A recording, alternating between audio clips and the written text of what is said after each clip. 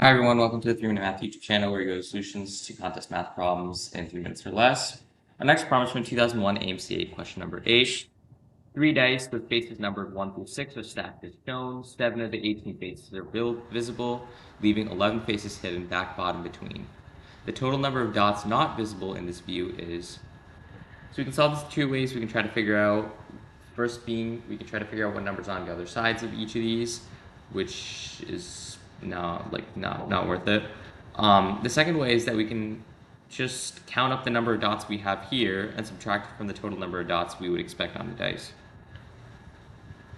So the total number of dots we would expect on a standard dice would be the addition of 1 through 6,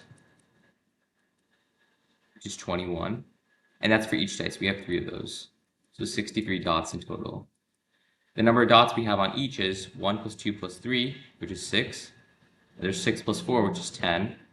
And there's 5 plus 1, which is 6. 63 minus 6 plus 10 plus 6 is equal to 63 minus 22, which is equal to 41, which means E is our answer.